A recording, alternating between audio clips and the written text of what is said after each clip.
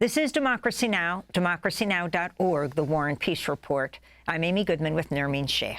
We turn now to Gaza. The World Health Organization has revealed 8,000 Palestinian children under the age of 5 have been diagnosed with acute malnutrition.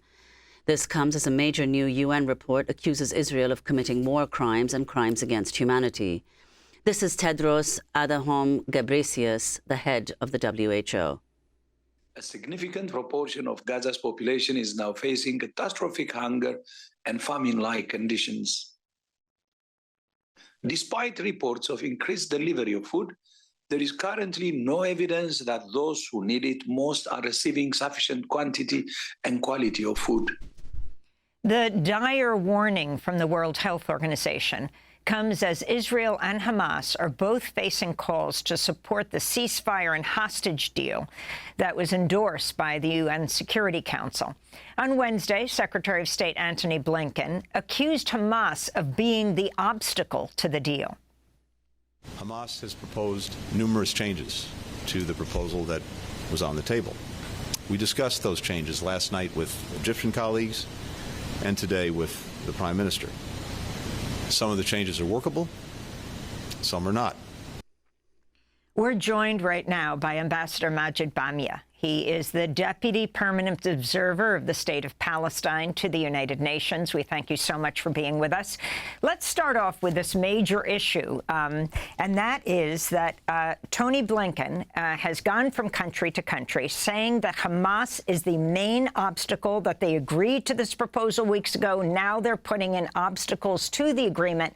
And he says that Israel has agreed, though we have not heard Prime Minister Netanyahu or other Israeli public officials saying they've agreed to this. What has Hamas agreed to? So what we've seen is that Hamas welcomed the UN Security Council resolution that was adopted a few days ago, endorsing the plan and spelling out the most important elements of it. I have not seen such a welcoming from the Israeli side. The most important element to our understanding is to secure that all 3 phases of the plan is implemented, including phase 2, which foresees a permanent end of hostilities and a full Israeli withdrawal from the Gaza Strip. And that is going to be negotiated by the parties during phase 1. And that's the fear that, given the very aggressive statements by Israeli leaders that the war will continue, this is not in line with the proposal that we will move from phase 1 to phase 2 and not return to the assault that we're seeing with this heavy toll for civilians, as you've been explaining. Well, Ambassador Bamya, yes, it does appear as though there's been no official statement from Israel that they would accept the present ceasefire proposal, not least because, as some media have reported, Netanyahu's government could fall as a result, since several members of his government have threatened to abandon his administration in the event that he accepts a ceasefire, permanent ceasefire. Meanwhile, the Wall Street Journal earlier this week also reported having seen dozens of messages that the head of Hamas, Sinwar, had written to ceasefire negotiators, other officials in Hamas, that the war was in fact going well, in the sense that Israel's international standing was falling at such a rapid pace that it may well be in Hamas's interest for the war to continue until more stringent measures were taken against Israel in a longer term. If you could respond to that report and your response to these precise messages. I can have the report on what the Wall Street Journal is saying based on messages it has seen and how accurate this is. We are calling, demanding a ceasefire, an end of this situation. We want to see Palestinians and Israeli families reunited in life for those who are held captive. We want to see an end of the atrocities against our people. We want humanitarian aid to come in and to end this organized famine. This is inflicted by the decision of the occupying power upon our people. This is inhumane and catastrophic. And all of this is only possible by a ceasefire. All these attempts to find ways to solve these problems without a ceasefire, including the regional escalation, have all failed. And now finally, we are seeing that there's an international consensus, including the United States, conceding that the ceasefire is the only way to achieve all these goals. And let's be clear, Israel, there was a lot of empathy towards Israelis after the 7th of October. It's Israeli government decision to use that empathy to commit a genocide against the Palestinian people instead of trying to find a solution, including ending its occupation, ending the conflict, and ensuring no civilian, Palestinian or Israeli, are harmed, ensuring that no Palestinian or Israeli are held captive, and ensuring that Palestinians are free and Palestine lives side by side with Israel according to UN resolutions. Well, Ambassador Bamya, if we could also ask for your response to the Israeli operation that led to the release of the 4 Israeli hostages, but of course also resulted in almost 300 deaths of Palestinians. So there is a report also that the U.S. military was in some sense involved in that operation, either by providing intelligence and possibly more than just intelligence. And in response to that revelation, Hamas has reportedly added another demand to the proposal, the ceasefire proposal, namely that China, Russia, and Turkey become guarantors of any deal, along with the countries already agreed upon, the U.S., Egypt, and Qatar. So on this operation, there were 7 hostages who were released in operations. There were over 100 hostages released in a deal. We've had multiple hostages killed in the Israeli bombings and Israeli operations, including most probably in this last one. I fully understand the relief that people feel when they see Noah, who was held captive, finally being embraced by her father, or being able to sit by her mother's side, who's terminally ill of cancer. I lost my mother through cancer, and I cherish every moment that I was able to spend with her, including the most painful ones. But I think people need to also think of the 270 Palestinians killed and the genocidal claim that there are no civilians in Gaza. Everyone is responsible, everyone is guilty, is unacceptable and inhumane. And if we had said anything close to that on the Israeli side, the whole world would be up in arms for such unacceptable statements.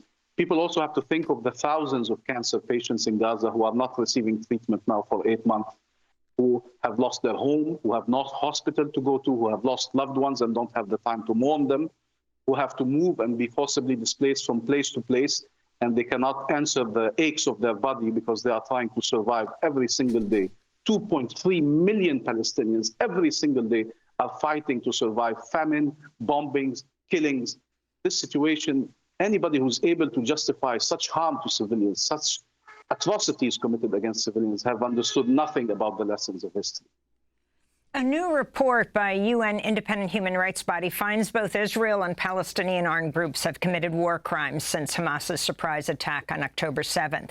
The damning UN report accuses Israel of using starvation as a method of warfare and intentionally directing attacks against civilians. The report also goes on to accuse Israel of committing numerous crimes against humanity, including, quote, extermination, murder, gender persecution targeting Palestinian men and boys, forcible transfer, and torture, unquote.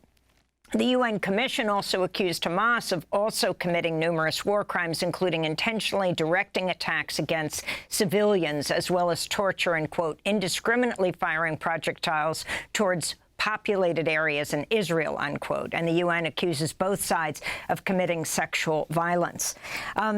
If you can talk about how you see this ending right now, and also this move from country after country, for example, Spain and Sweden and other countries, recognizing Palestine as a state. Does this lead in any way to the end of this conflict? So we need to be consistent and coherent and be against harming civilians, regardless of their nationality, their religion, their ethnicity. That is the only way we preserve the rules of international law. And we are saddened that some are willing to sacrifice legality, humanity, morality to preserve Israeli impunity. That is not the way that these rules function. They cannot be discriminatory or they will stop existing. If you can justify it in one case, you'll be able to justify it in all cases.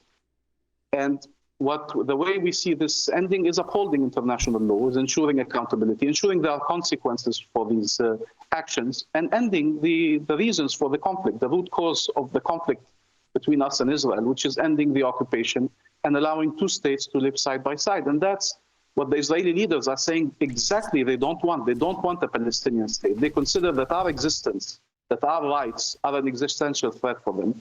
And that is an unacceptable position. And so sometimes you feel like the United States is the parent of an unruly child who is trying to tell him they should act differently, they should accept the two-state solution, they should end their occupation, and at the same time enabling them and shielding them from the consequences of their action. It's going to be very complicated. We saw that the U.S. proposal for a ceasefire received overwhelming support around the world because that's what the world has been calling for. At the same time, we've seen that the providing weapons to Israel has been also denounced across the world because without them, Israel would not have been able to act the way it has been acting. Israel can insult its ally and say we will stand alone if the U.S. is not happy while taking the money of the U.S. and taking the weapons by the U.S. And that shouldn't be an acceptable position. And so countries are saying, if we believe in the two-state solution, we need to recognize the state of Palestine. Israel cannot have a veto over the right to existence of a nation. And they are saying we need to take action against the colonization, and we need to take action against the atrocities that are committed. And we need to pursue accountability so this doesn't happen again. But for the time being, the priority is to stop the killing. 37,000 Palestinians have been killed in Gaza. 500 Palestinians have been killed in the West Bank in the last 8 months.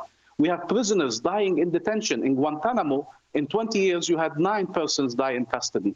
We've had 4 times more Palestinians die in Israeli detention in the last 8 months than in 20 years in Guantanamo. That's how they're treating the Palestinians that they are holding captive. So if you want to be outraged, you need to be consistent in your outrage. You cannot be selective in your outrage, that this is unacceptable on this side, but as long as it's Israel doing it, somehow it becomes humane or justifiable. Ambassador Majed Bamya, we thank you so much for being with us. Deputy Permanent Observer of the State of Palestine to the United Nations. That does it for our show. I'm Amy Goodman with Nermeen Sheikh. To see all our coverage of Israel and Palestine, as well as so many issues, we urge you to go to democracynow.org. I'm Amy Goodman with Nermeen Sheikh.